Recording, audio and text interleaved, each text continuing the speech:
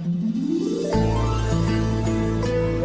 ಎಲ್ಲ ನಮ್ಮ ಪ್ರೀತಿಯ ವಸ್ತ್ರ ಅಲಂಕಾರ ಕಲಾವಿದರ ಸಂಘದ ಕಡೆಯಿಂದ ರಂಗಸ್ವಾಮಿಯವರಿಗೆ ಹುಟ್ಟುಹಬ್ಬದ ಆರ್ಥಿಕ ಶುಭಾಶಯಗಳು.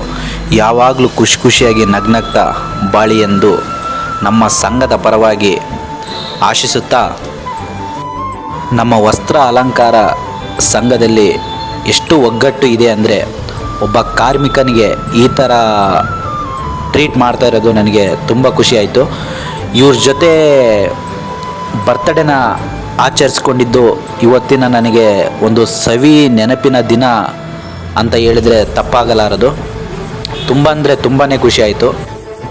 ಎಲ್ಲರೂ ಬಂದು ನನಗೆ ಕೇಕ್ ಕಟ್ ಮಾಡಿಸಿ, ಕೇಕ್ ತಿನ್ನಿಸಿ, ಹುಟ್ಟುಹಬ್ಬದ ಆರ್ಥಿಕ ಶುಭಾಶಯಗಳು ಅಂತ ಅವರು ಶುಭ ಕೋರಿದ್ದಕ್ಕೆ ನನಗೆ ತುಂಬ ಖುಷಿಯಾಯಿತು.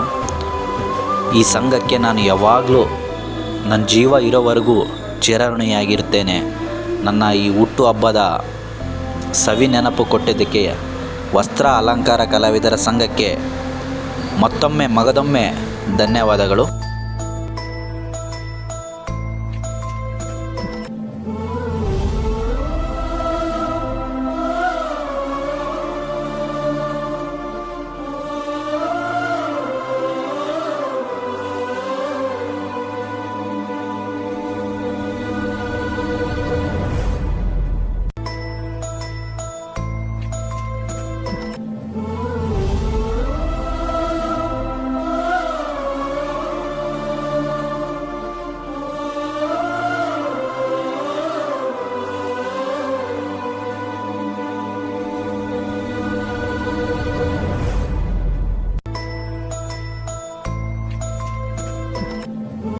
ನಮ್ಮ ವಸ್ತ್ರ ಅಲಂಕಾರ ಕಲಾವಿದರ ಸಂಘದ ಸದಸ್ಯರು, ಕ್ರಿಕೆಟ್ ಪ್ಲೇಯರ್ಸ್ ಏನು ಹೇಳ್ತಾರೆ ಕೇಳ್ಕೊಂಡು ಬರೋಣ ಬನ್ನಿ.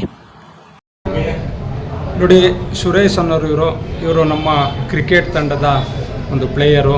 ಹಾಗೆ ಈ ಟೀಮ್ ನಾಯಕರು ಭಾಷಾ ಅಂತ.